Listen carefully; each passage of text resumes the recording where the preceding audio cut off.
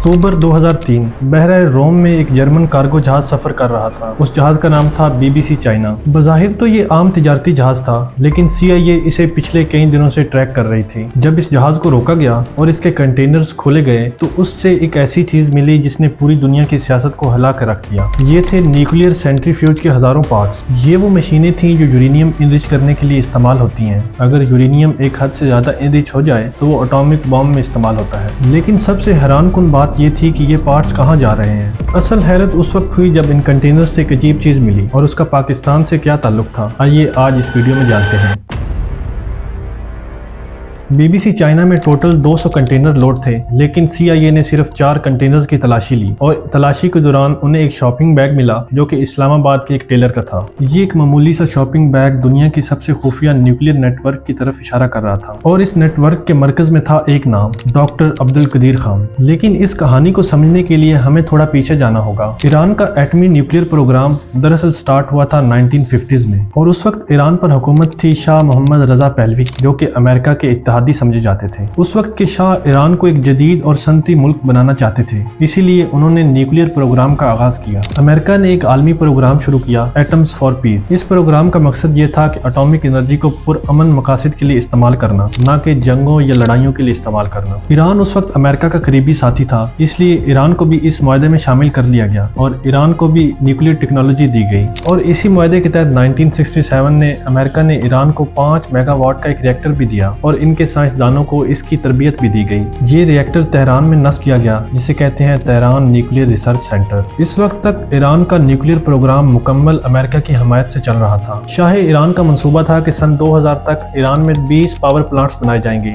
लेकिन फिर तारीख ने एक ऐसा मोड़ लिया कि जिसने सब कुछ बदल दिया। कल के दोस्त आज के दुश्मन कैसे बने, आइए जानते हैं इस कहानी में। 1979 में ईरान में एक बड़ा इंकलाब आया, जिसके तहत शाह ईरान की हुकूमत को तब्दील कर दिया गया। ये इंकलाब था ईरानी इस्लामी इंकलाब। इस इंकलाब के आखिर में इक़्तिदार आया आयतुल्लाह रूहुल्लाह खुमैनी के हाथ में। ये इंकलाब सिर्फ सियासी तब्दीली नहीं था, दरअसल ये अमेरिका के असर और रसूख के खिलाफ एक बगावत थी जो कि ईरानी अवाम ने की थी। अमेरिका और ईरान के ताल्लुकात अचानक दुश्मनी में बदल गए। इसी साल एक और बड़ा वाक़या हुआ। ईरानी स्टूडेंट्स ने तेहरान में मौजूद अमरीकी सफारतखाने पर कब्जा कर लिया और इनमें मौजूद तमाम लोगों को यरगमाल बना लिया। ये बहरान 444 दिन तक जारी रहा। इसी वाक़या के बाद अमरीका ने ईरान पर सख्त पाबंदियां लगा दी। नतीजा ये निकला कि ईरान का एटमी प्रोग्राम रुक गया, लेकिन सिर्फ चंद सालों के लिए। 1980s में ईरान इराक वॉर स्टार्ट हुई। ये जंग 8 साल तक चलती रही। इराक के सदर सद्दाम हुसैन ने ईरान पर केमिकल वेपन्स भी यूज किए, जिसके बाद ईरान को इस चीज का अंदाजा हो गया कि उन्हें अपना एटमी प्रोग्राम ज्यादा तेज करना होगा। इसी दौरान ईरान ने खामोशी से अपना न्यूक्लियर प्रोग्राम फिर से स्टार्ट कर दिया, लेकिन ये बात उन्होंने दुनिया से छुपाई।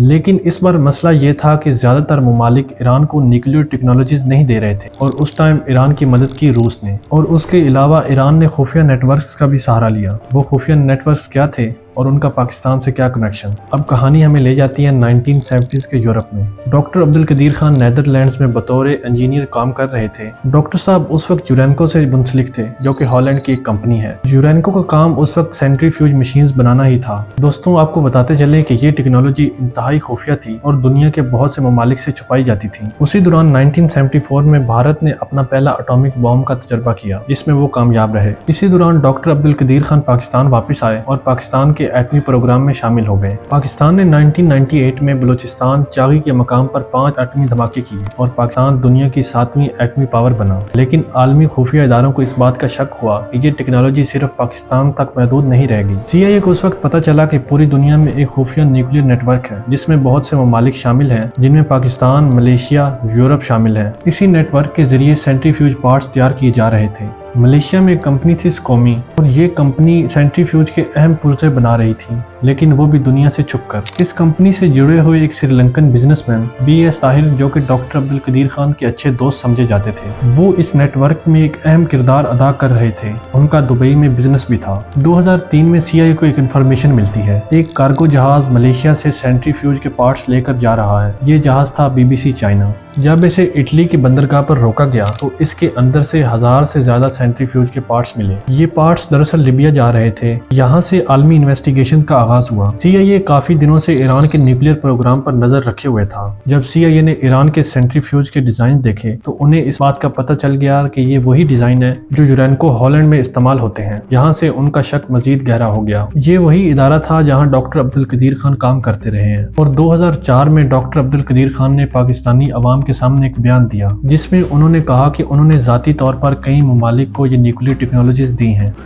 The investigation has established that many of the reported activities did occur and that these were inevitably initiated at my behest. In my interviews with the concerned government officials, I was confronted with the evidence and the findings, and I have voluntarily admitted that much of it is true and accurate. آخر اس میں کتنا سچ تھا یہ تو اللہ ہی جانتا ہے۔ اس بیان کے بعد ڈاکٹر عبدالقدیر خان کو نظر بند کر دیا۔ آج ایران کا نیوکلیئر پروگرام دنیا کے سب سے متنازع نیوکلیئر پروگرام میں شامل ہوتا ہے۔ اس پر ایران کا کہنا ہے کہ وہ صرف اٹامک پاور پرامن مقاصد کے لیے بننا چاہتا ہے، لیکن باقی ممالک کا یہ کہنا ہے کہ ایران سے اٹامک بام یا اٹامک ہتھیار بنا کر ان کا استعمال کرے گا۔ یہ تنازع حالیہ دنوں میں بھی جاری ہے، جس میں امریکہ، اسرائیل اور ایران کی جنگ لگی ہوئی ہے۔ ایران کا نیوکلیئر پروگرام صرف ایک سائنسی تجربہ نہیں ہے، یہ ہے عالمی سیاست، خفیہ نیٹ ورک اور طاقت کی کشمکش کی کہانی جو کہ آج بھی جاری ہے۔ اسی وجہ سے جون 2025 میں اسرائیل ایران پر حملہ کر چکا ہے، جس میں ان کا کہنا ہے کہ انہوں نے ایران کے نیوکلیئر پروگرام کو نقصان پہنچایا ہے۔